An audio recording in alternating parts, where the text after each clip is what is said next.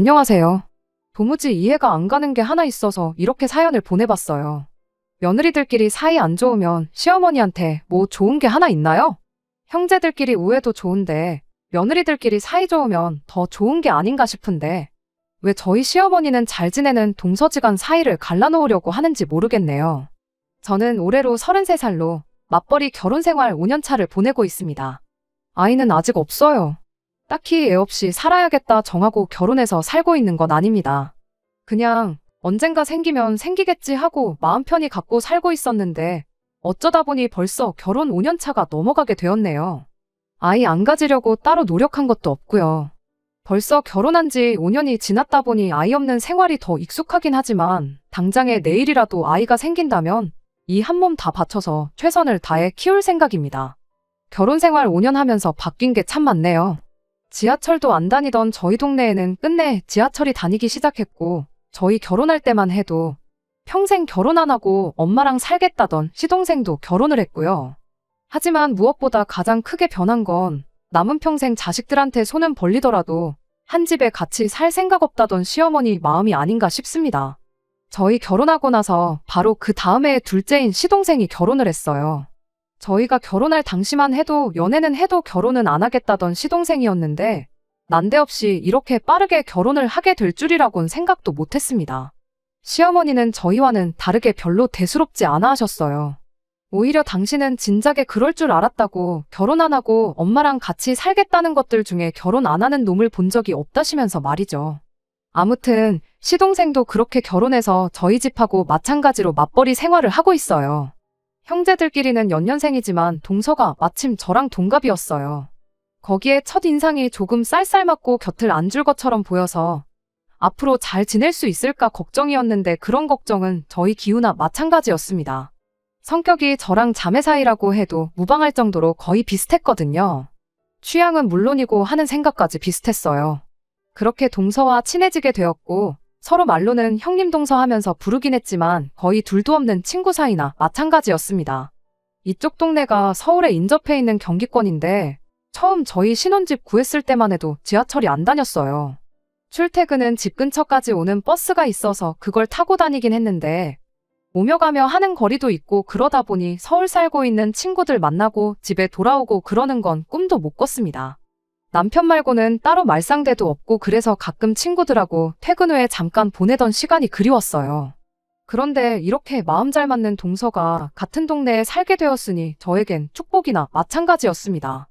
그리고 그 생각은 동서 또한 똑같았지요. 저희가 같은 동네에 신혼살림을 차리게 된 데에는 이유가 있습니다.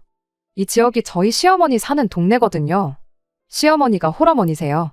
자세한 이야기는 못 들었는데 아버지 되시는 분이 남편하고 시동생 어릴 적에 다른 사람 만나 새 살림 차려 집을 나갔답니다. 도의적인 책임을 지겠다고 그렇게 이혼하면서 시어머니한테 집도 넘겨주셨고 양육비도 제때제때 보내주셨다고는 해요. 하지만 그렇다고 홀어머니 몸으로 두 자식 공부시켜 취직시키고 장가까지 보내는 게 쉬운 일은 아니셨겠지요. 그 덕에 두 아들이 어머니를 끔찍하게 생각하는 효자로 컸고 신혼집을 구할 때 시댁 근처에 신혼집을 구하면 어떻겠냐고 물어온 남편 질문에 저도 동서도 그렇게 하기로 정했고 그렇게 같은 동네에 살게 되었던 겁니다. 물론 시어머니 가까이에 신혼집을 구하는 결정을 내리기가 쉬운 건 아니었어요. 하지만 달리 말하면 가까이 산다는 건 적어도 시어머니와 합가해서 모시고 살 일은 없을 거다는 소리와 똑같다고 생각했어요. 그리고 저희가 경제적으로 넉넉한 형편으로 결혼한 건 아니었는데 당시 이 근처에 지하철역도 생긴다 하고 서울하고 인접한 신도시권이기도 해서 지하철역만 생기면 집값이 엄청 뜨겠구나 하는 기대도 있었지요. 그냥 개인적인 생각이지만 지하철이 다니면 그곳은 서울이나 마찬가지 아니겠냐 싶었거든요. 결국 3년 전에 지하철역이 생겼는데 제가 생각한 것보다 집값이 쥐똥만큼밖에 안 오른 건 계산착오긴 했지만요. 아무튼 동서 또한 시동생하고 결혼하는 데 있어서 적어도 한 동네 살면 모시고 살겠다고 할 일은 없겠구나 싶었답니다. 그 덕에 동서네랑 같은 동네에 살게 되었던 거지요. 천만 다행스럽게도 시어머니 또한 늙어서 자식한테 손은 벌릴지라도 한 집에 빌붙어서 살 생각은 없다고 이야기까지 하셨고요. 시동생 결혼할 때는 두 자식 다 장가 보낸 만큼 내 할 일은 다 끝났으니 이제는 내 인생 즐기고 살 거라고 하셨어요. 시어머니가 올해 60대 초반이시고 이미 오래전부터 만나고 계신 남자친구분도 따로 계시거든요. 말인즉슨 이제 뒷바라지 해줄 자식도 없으니 산이며 들이며 바다며 좋은 데 있으면 남자친구분하고 같이 놀러 다니고 그러면서 당신 인생 즐기고 살겠다는 소리셨어요. 시어머니한테 저희랑 동선애가 합쳐서 달에 50만 원씩 용돈을 드리기로 했는데 시어머니가 다른 건 모르겠고 그것만 끊기지 않게 해달라 하셨지요. 친정에도 비슷하게 보냈으니 솔직히 용돈 그만큼 챙겨드리는 거 맞벌이 하는데 못할 일도 아니었고 신경 쓰이지도 않았어요. 시어머니 집을 기준으로 저희 집은 15분 정도 걸리고 동선에는 저희 집하고 반대 방향으로 10분 거리에 있어요. 집이 가까운 만큼 이따금씩 남편 말고 다른 사람하고 수다 떨고 그러고 싶으면 동서랑 만나서 시간을 보내곤 했어요. 형제끼리 우애도 좋은 편이라 넷이서 자주 만나기도 했고 그렇게 넷이서 시댁도 자주 방문하고 그랬습니다. 그렇게 화기애애하게 잘 지내고 있었다 보니 시어머니가 남편 복은 없었을지라도 자식 복과 며느리 복은 있으시구나 그렇게 생각했어요. 그렇게 작년까지만 해도 아무런 문제가 없이 지내왔는데 작년 여름쯤엔가 남편한테서 정말 생각도 못한 어이없는 이야기를 하나 듣게 되었습니다. 왜? 집값이 조금이나마 오르긴 했다고 했잖아요. 집값이 오른 게 비단 저희 집만 오른 게 아니고 시댁이랑 동선에도 조금씩 올랐어요. 지하철역을 기준으로 가장 가까이 있는 저희가 가장 수혜를 많이 보긴 했죠. 그런데 작년쯤 남편이 뜬금없이 집값도 올랐고 한데 이제 슬슬 넓은 집에 살아보고 싶지 않냐고 저한테 슬쩍 질문을 해왔어요. 넓은 집 싫어하는 사람이 어디 있겠냐마는 저희가 아이가 생긴 것도 아니고 저희 삶에 크게 달라진 건 없었거든요. 집값이 올랐다고 한들 솔직히 다른 지역도 조금씩 집값이 올라있던 상황이었는데 이 집을 판다고 해서 더 넓은 집으로 이사가는 건 아예 시골 동네로 가지 않는 한 불가능에 가까워 보였거든요. 그런데 갑자기 뜬금없게 넓은 집에 살고 싶지 않냐는 소리를 하는 게 뭔 소리를 하는 건가 싶었죠. 남편이 이어서 말하기를 형제끼리 우애도 좋고 배우자들끼리 사이도 좋고 그러지 않냐면서 시어머니랑 동선에 포함해서 세 가구 집값이 다 올랐는데 이참에 집들 정리하고 돈을 모아서 2층 집 같은 거 구해가지고 세 가족이서 같이 살면 어떻겠냐는 겁니다. 이 인간이 갑자기 정신이 나갔나 싶었죠. 합가 이야기를 꺼내도 싫었을 텐데 동선에까지 한 집에 같이 살자는 소리를 해왔으니까요. 그런데 남편은 재수 씨랑 사이도 좋은데 뭐가 문제냐며 이해가 안 간다는 듯이 말을 하더라고요. 사이가 좋은 건 좋은 거고 같이 사는 건 또 다른 문제인 거 모르냐고 바로 따졌죠. 당장 우리만 해도 연애할 때 한 번 다툰 적 없지 않았냐. 그런데 같이 살면서 생활 습관 다른 것 때문에 생각하는 게 달라서 의견 다툼도 생기고 투닥거리도 하지 않았냐고요. 남편이니까 평생 남은 인생 같이 살아야 되니까 어느 정도 이해하고 참고 사는 거지. 같이 살면서 시어머니나 시동생, 동서한테 하나씩 불만 생기기 시작하면 그것까지 내가 참을 줄 아느냐고 절대로 그렇게는 못한다고 했어요. 그리고 남편이 결혼 생활 초반에 부모님 합가 문제로 절대 같이 살 일은 없을 거라고 못을 박았던 적이 있었거든요. 그 이야기도 꺼냈지요. 과정 자체는 제 기분만 상하고 서운하게 했지만 결론적으로는 부모님이 한 집에 같이 살 일은 없을 거다는 이야기나 마찬가지였어요. 결혼하고 첫 번째 맞는 겨울이었나 저희 친정어머니가 빙판길에서 크게 넘어지면서 다리랑 허리를 크게 다치신 적이 있었거든요. 집에는 제 남동생도 있고 아버지도 계셨지만 솔직히 저희 집 남자들이 그렇게 믿어온 사람들은 아니에요. 라면 정도나 끓일 수 있을 정도지 저희 어머니 없으면 아마 굶어 죽으면 죽었고 얼어 죽으면 죽었지 자기 손으로 뭘 해먹고 청소 빨래하고 하는 성격은 아니거든요. 그렇다 보니 어머니가 너무 걱정됐어요. 몸도 제대로 못 가누는데 괜히 동생이랑 아버지 밥 챙겨주고 한다고 무리해서 몸 움직이고 그럴 게 너무 눈에 뻔했거든요. 그래서 남편한테 어머니가 몸 좀 나아질 때까지 우리 집에 좀 와 계시라 그러면 안 되겠냐고 남편한테 물어봤어요. 동생하고 아버지한테는 그때까지 배달을 시켜 먹던 라면을 끓여 먹던 생쌀을 드시던 식사는 알아서 해결하라 하고 집안일 같은 건 내가 주말에 친정 찾아가서 한 번에 몰아서 해주고 그리고 겸사겸사 평일에는 제가 퇴근해서 어머니 간병도 좀 해드리고 그러면 딱 좋겠다 싶었거든요. 그런데 남편이 그렇게는 안 되겠다고 고민도 안 하고 단칼에 거절을 했었어요.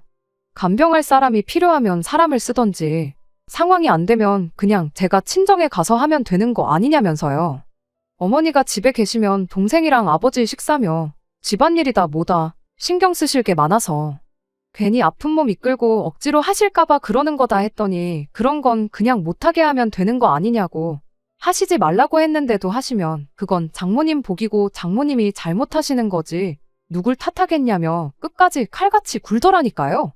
장모님이 우리 집에 와 계시면 그만큼 자기도 불편할 거라고. 그리고 당장 너는 주말에 처가에 가서 집안일 도와주고 올 거라고 하지 않았냐. 그럼 그 말은 곧 나 혼자 주말에 장모님하고 단 둘이 이 집에 있어야 한다는 건데.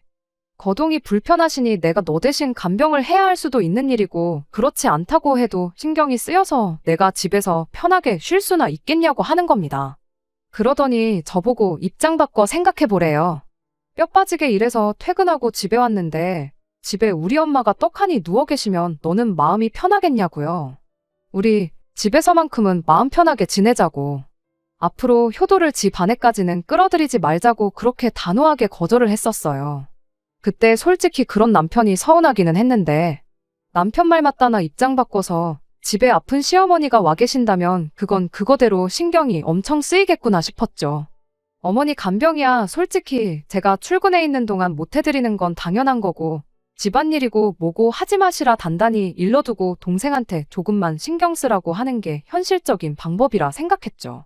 죽 같은 거야 요즘 편의점만 가도 팔고 제품도 워낙 잘 나오는 데다가 죽만 전문적으로 취급하는 음식점까지 있는데 아무리 친정아버지랑 동생이 못 믿었다고 한들 그 정도 신경 못 써주겠나 싶었네요.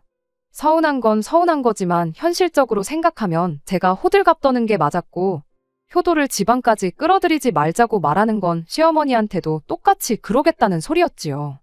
그래서 앞으로 평생 남편하고 살면서 시어머니 모시고 살 일은 없겠구나 또 한 번 그런 확신을 가졌었거든요. 그런데 이제 와서 갑자기 2층 집 구해서 동서네랑 시어머니 모시고 같이 살자고 하니 달리 말도 나오지 않고 그저 황당하기만 할 따름이었어요. 남편은 효도는 집안까지 끌고 들어오는 게 아니라고 했던 자기 말은 기억도 안 나는지 계속 딴소리를 하더라고요. 재수 씨랑 사이도 좋으면서 싫을 게 뭐가 있냐고. 2층 집으로 구해서 공간 분리만 확실하게 해놓으면 따로 사는 거나 마찬가지라고. 그냥 10분, 15분 걸리는 거리에 사는 시어머니랑 동생네가 같은 아파트 같은 동으로 이사 왔다고 생각하면 이해가 쉽지 않겠냐고 설명을 하는 겁니다. 남편한테 내가 어디 이해가 안 가서 그러는 거겠냐고. 내가 미쳤다고 집까지 팔아가며 시어머니 모시고 동서네랑 살고 싶겠냐고 한마디 하고 말았습니다. 남편은 끝까지 재수 씨랑 그렇게 친하게 굴더니 왜 그러냐는 소리만 하길래 동서랑 내가 진짜 친해서 가까이 지내겠냐고 동네에 달리 말할 사람도 없고 그러니 어쩔 수 없이 같이 다니는 거지 하고 한마디 하고 말았어요. 사실은 동서랑 친한 게 맞았지만 그렇게 말 안 하면 남편이 끝까지 동서랑 친한 거 걸고 넘어지면서 뭐가 문제냐고 할까봐 그랬던 거예요. 아무튼 그 일이 있은 지 며칠 지나서 남편 모르게 따로 동서를 만났어요. 동서도 안 그래도 저랑 따로 만나려고 했다고 하길래 동서도 저한테 넋두리 털어놓을 일이 있었나 보구나 싶었습니다. 동서랑 만나서 형님 먼저 아우 먼저 하면서 서로 무슨 일 있는지 이야기를 해보라고 하고 있었는데 막상 이야기 나눠보니 누가 먼저 이야기 꺼낼 필요도 없는 상황이었어요. 어이없게도 동서 또한 시동생이 난데없이 집 팔아서 시어머니 모시고 세 가족이 한 집에서 같이 살자는 말을 꺼내와서 안 그래도 그것 때문에 대판 싸웠다는 이야기를 해왔으니까요. 그리고 이렇게 만나자고 했던 것도 저랑 똑같은 이유였습니다. 우리가 너무 친해 보여서 두 아들들이 한 집에 같이 살자고 하는 거 아니겠냐고. 그러니까 우리가 나름대로 겉으로는 사이가 나쁜 척을 해야 하지 않겠냐고요. 그래서 일부러 그때부터는 동서하고 암만 눈치 없는 두 남편들도 저게 사이가 좋은 건가 나쁜 건가 아리송할 정도로 기싸움을 하는 척을 했지요. 어차피 동서하고는 이미 이야기가 끝나 있던 상황이니 실제 두 사람 사이는 아무런 문제가 없었습니다. 그런데 이렇게 했더니 그건 그거대로 문제가 생기고 말았네요. 동서네랑 저희 집이 다른 점이 하나 있었는데 그건 자녀 계획이었어요. 저희는 애가 생기거나 말거나 운명에 맡기자는 주의였던데 반해 동서는 결혼하자마자 아이를 갖기를 원했었죠. 물론 저도 아예 아이 없이 살고 싶은 생각은 아니었고 나이도 나이다 보니 35쯤 돼서는 더 늦기 전에 아이를 가질 생각이었습니다. 한약을 지어 먹는다거나 뭐 용하다는 분 찾아가서 날짜를 받아온다거나 하는 식으로 나름 노력을 할 생각도 있었고요. 아무튼 동선에는 결혼하자마자부터 아이를 갖기 위해 온갖 노력을 해왔는데 아무리 노력을 해도 아이가 안 생기는 경우였지요. 동서하고 조금 사이가 나쁜 척 연기하기로 했던 이후 얼마 지나지 않아 동서가 시험관까지 시도했는데 결과가 안 좋았어요. 그때 가서는 동서가 워낙에 힘들어하기도 했고 시험관 자체가 몸에 무리가 많이 가는 거라 하니 일부러 남편들 같이 해서 만나는 자리 같은 건 만들지도 않았어요. 혼자 마음 정리도 하고 몸도 추스를 하고 나름 배려를 해줬던 거였죠. 그런데 그게 두 남편들이나 시어머니 눈에는 진짜 얘들이 겉으로만 친한 척은 하고 사이가 안 좋은 거구나 하고 착각을 했었나 봐요. 하루는 시어머니가 난데없이 저희 집에 찾아왔어요. 그러더니 저한테 말도 안 되는 이야기를 꺼내시는 겁니다. 동서가 저를 엄청 원망하고 있다고요. 그게 무슨 소리냐 하고 물어봤더니 자기들 아이가 안 생기는 게 저희 때문이라는 이야기를 들었대요. 하도 아이가 안 생기니까 뭐 어디 용한 사람을 찾아가 봤다는데 윗사람인 저희가 집에 아이가 들어오는 기운을 아주 꽉 막고 있다는 이야기를 들었다더랍니다. 동서가 진짜 그런 이야기를 들었으면 저한테 말을 안 해줬을 리도 없고 정말 밑도 끝도 없는 이야기라 제가 믿을 리가 만무했지만 진짜로 그 이야기를 믿는 척을 했어요. 아무튼 시어머니가 한다는 소리가 일단 그래도 이야기 나왔으니까 혹시나 싶어서 당신이 생각해봤는데 진짜 그럴 수도 있는 노릇 아니겠냐며 저희 보고 하루빨리 아이를 가지라고 하시는 겁니다. 안 그래도 내후년쯤에는 저도 본격적으로 아이를 가질 생각이 있었다 보니 싫다고 거절할 것도 아니었어요. 허나 손주가 보고 싶으면 동서네가 소식이 없으니 너네라도 먼저 가지면 안 되겠느냐 단도직입적으로 이야기하셨어도 될 일이 아닌가 싶었는데 굳이 되도 않는 이야기 지어내서 동서가 저를 원망하고 있다는 이야기까지 꺼내실 이유가 뭐가 있나 싶었습니다. 그런데 아니나 다를까 시어머니가 저한테 본심을 꺼내왔어요. 아이 태어나면 당신이 우리 집에 머물며 아이를 봐줄 테니 일단 저희 집 방 한 칸을 당신이 오며 가며 머물고 여차하면 자고 갈 수 있게 당신 방으로 만들어 놓으라는 겁니다. 아이가 태어나기는커녕 아직 아이가 생기지도 않았는데 벌써부터 방 한 칸을 비워놓을 이유가 뭐가 있느냐고 제가 대답했더니 시어머니가 한다는 말이 그러다 동서네가 먼저 아이가 생기면 어떡하냐며 일단 저희가 먼저 동서네한테 시어머니를 모시고 살겠다는 강한 의지를 보여주라는 소리를 하더라고요. 아무리 시대가 변했다지만 당신은 장남내외인 저희가 더 신경이 쓰일 수밖에 없는 법이라며 두 며느리가 비슷한 시기에 아이를 갖게 된다면 당신 입장에서는 키워줘도 장손을 키워주고 싶다고. 그런데 혹시나 당장 소식은 없지만 열심히 노력하는 동서네가 먼저 아이를 갖게 되고 아이 좀 대신 키워달라 부탁해오면 당신이 그걸 거절할 명분이 없대요. 그러니까 일단 당신 지낼 방부터 마련해놓고 그러라는 겁니다. 일단 대답은 알겠다 했는데 물론 저는 그렇게 할 생각 없었어요. 아니나 다를까 시어머니가 집으로 돌아가시고 난 뒤 남편이 갑자기 설레발을 다치면서 얼른 어머니 지낼 방부터 만들어 놓자고 보채기 시작하더라고요. 그래서 남편한테 뭘 벌써부터 그러냐고 천천히 하라고 한마디 하고 저는 제 볼일을 다시 보기 시작했습니다. 그랬더니 남편이 혼자 허둥지둥대면서 그러다 어머니 말처럼 동생네한테 선수 뺏겨서 복직 못하고 경력 끊기게 되면 어떡하냐고 끝까지 설레발을 치더라고요. 남편한테 그러면 어쩔 수 없는 거 아니냐고 그리고 어차피 방 한 칸 만들어 놓을 생각이면 나는 굳이 시어머니가 아니어도 된다고 친정어머니한테 그 방 내드리고 여기서 지내시면서 아이 좀 봐달라고 해도 되는 거 아니겠냐 한마디 하고 말았죠. 이왕 한 집에 같이 살 거면 나는 불편한 시어머니보다 맘 편한 친정어머니가 더 좋다고요. 제가 이렇게 대답할 줄 몰랐는지 남편이 엄청 당황한 눈치였어요. 그리고 그날이 지나서 동서한테 또 남편들 모르게 연락을 했지요. 오랜만에 한 연락이었는데 동서도 어느 정도 마음을 추스른 건지 크게 문제는 없어 보였습니다. 그리고 그날 서로 회사 일 일찍 마치고 서울에서 따로 만났어요. 약속 장소에 동서가 들어오는데 입구에서부터 할 말이 많다는 표정으로 가게 안으로 들어왔지요. 아니나 다를까 얼마 전에 시어머니가 동선에 찾아와서 있던 일을 이야기해 주더군요. 시어머니가 저희 집에 오셨던 것처럼 연락도 없이 동선에 찾아와서는 정말 큰일이라고 하면서 난리법석을 떨며 이상한 분위기를 조성했대요. 그러더니 한다는 소리가 요즘 제가 아이를 하루라도 빨리 가져야겠다며 동서를 견제하듯이 이야기를 했다는 거예요. 쟤들 하는 꼬라지를 보니 자연 임신은 죽어도 안 되겠구나 그렇게 생각했는데 요즘 시험관도 하고 저러는 거 보니 제가 똥줄이 타기 시작했는가 보다고요. 우리 아이가 태어나면 장손이고 찬물도 위아래가 있는 법인데 동서네가 그런 건 쥐뿔도 신경을 안 쓰고 아주 집안 족보를 개족보를 만들려고 한다고 하면서 안 좋은 소리도 했다고 하고 무엇보다 아이 태어나면 시어머니가 아이를 봐줘야 하는데 동서네가 먼저 아이를 갖게 냅뒀다가 정작 저희들 시어머니 동무 필요할 때 아무런 도움도 못 받게 될까봐 걱정이라는 겁니다. 돈 주고 사람 쓰기도 싫고 애 키운다고 맞벌이도 포기하고 싶지 않은데 동서네가 시험관으로 아이까지 먼저 가져버리면 우리만 손해라고 그러니 동서가 아이를 갖기 전에 먼저 선수를 치겠다고 했다는 거예요. 그래서 시어머니 와서 지낼 수 있게 방 한 칸 비워놓고 아주 설레발치는 게 보통이 아니라고. 그런데 시어머니 딴에는 여태까지 애 없이 지내다가 당신 도움 못 받게 될까봐 그제서야 아이를 갖겠다고 드는 저보다 결혼하자마자부터 손주 보여주겠다고 노력한 동서네가 더 마음이 쓰이고 더 도와주고 싶고 그런다고 했답니다. 그래도 한편으론 저희 남편이 장남이다 보니 아무리 둘째네가 마음이 쓰인다고 해도 당신이 전부 당신 원하는 대로 할 수 있는 건 아니라고. 그러니 일단은 저희가 아이를 먼저 가질 마음부터 접도록 해야 하는 거 아니겠냐셨대요. 그리고 그 방법은 저희한테 제안한 것과 똑같은 방법이었지요.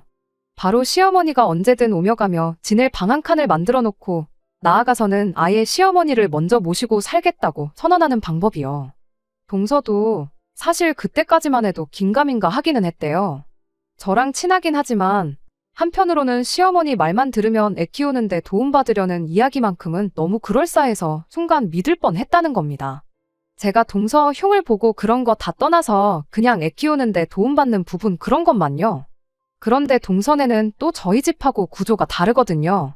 저희 집은 그나마 방이 3개라서 시어머니가 저러고 갔을 때 별 문제가 없었지만 동서네 집은 방이 2개밖에 안 되었거든요. 시어머니한테 방 한 칸 내드리면 아이 태어나면 아이는 무슨 방을 쓰냐고 시동생한테 물어봤대요. 그런데 시동생이 동서 말 다 자르고 지금 그게 중요하냐고 애가 어느 정도 클 때까지는 시어머니하고 같은 방 쓰게 하면 되는 거 아니겠냐. 일단 시어머니부터 먼저 붙잡아서 우리 집에 모셔야지. 안 그러면 이러다 형님네한테 전부 다 빼앗기게 될 테다 하면서 호들갑을 떨었다는 거예요. 동서도 그때 눈치를 딱 챘나 보더라고요. 시어머니 모시고 살자는 소리가 하고 싶은데 마땅한 이유가 없으니 저희들 핑계. 아이 생기면 시어머니한테 받아야 할 도움 같은 거 다 계산하고 시어머니를 모시자고 자기 입으로 말하게 하려는 수작인 걸 말입니다. 이미 전년도에 남편이 2층 집 구해서 세 가족이 함께 살자는 말을 꺼냈다 보니 깊게 생각할 것도 없었어요. 저랑 동서 사이가 좋다는 핑계로 어떻게든 한 집에 같이 살아볼 요량이었는데 막상 까놓고 보니 둘이서 기싸움 엄청 하고 사이도 안 좋아 보여서 어떻게든 그걸 활용해서 두 아들 집 중에 아무데나 시어머니를 모시고 살게 할 생각이었던 겁니다. 사실상 두 남편들한테는 누가 어느 집에서 시어머니를 모시던 크게 상관이 없었던 거죠. 그런데 방법이 참 어이가 없잖아요. 모시고 살고 싶으면 두 며느리들 경쟁심을 유발시켜서 부추길 게 아니고 저희들은 어떻게 생각하는지 의견 먼저 물어보는 게 적절한 방법 아니겠나요? 그런데 세 가족이서 한 집에 같이 살자고 하질 않나? 이번엔 어느 집에서 먼저 모시기 전에 우리가 먼저 모셔야겠다 하질 않나? 저희들 의사는 하나도 묻지 않고 통보하듯 자기들끼리 결정해서 되도 않는 연극하면서 시어머니 모시게 하려는 그 정신머리가 너무 괘씸했습니다. 물론 시어머니가 아이를 봐주신다면 당연히 유리한 점이 많겠지만 동서도 저랑 생각하는 게 똑같았어요. 아이 봐주신다는 핑계로 언제까지 집에 머무르게 될지 아무도 모르는데 그렇게 오랫동안 모셔야 한다면 차라리 방 하나 비워놓고 각자 친정어머니 오며 가며 하게 만들어 놓는 게 며느리들 입장에서는 100번 나은 거 아니겠나요? 일단 동서하고 미리 이야기도 맞춰놓고 한 덕분에 서로 관계까지 소원해져가며 억지로 시어머니를 모시는 일은 피한 것 같아요. 그래도 도무지 이해가 되지 않네요. 여지껏 한 집에 같이 살 생각 없다고 당신 인생 즐기고 살겠다는 시어머니가 갑자기 저렇게 합가를 하려고 하는지. 그리고 그 방법이 하필 다른 것도 아니고 며느리들 사이를 이간질해서 그러려는 건지 말이에요. 저희가 시어머니를 일부러 멀리한 것도 아니고 신혼집도 시댁 근처에 구하고 나름 자주 시댁 왕래하면서 남들 하는 거 이상은 했다고 생각하는데 며느리들 사이 이간질시켜서 시어머니가 얻을 수 있는 게 뭐 있는 것도 아니잖아요.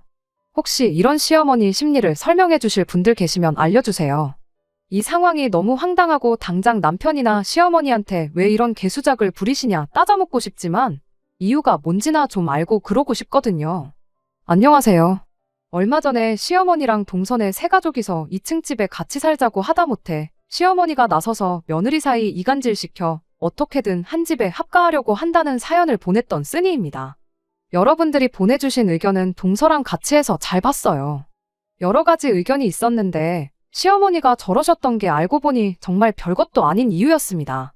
그냥 모르는 척 넘겨봐야 시어머니가 몇 번이고 계속 저랑 동서 이간질 시켜가며 계속해서 합가를 시도하실 것 같아서 이참에 한번 제대로 짚고 넘어가야겠다는 생각이 들었어요. 그래서 오랜만에 세 가족이 전부 모이는 자리를 만들었습니다. 계획한 대로 그날 세모자가 무슨 생각으로 저랬는지 그 이유를 알게 되었어요. 일부러 그날에는 동서랑 더 유난을 떨면서 사실 사이가 나쁜 게 아니고 좋다는 티를 더 냈지요.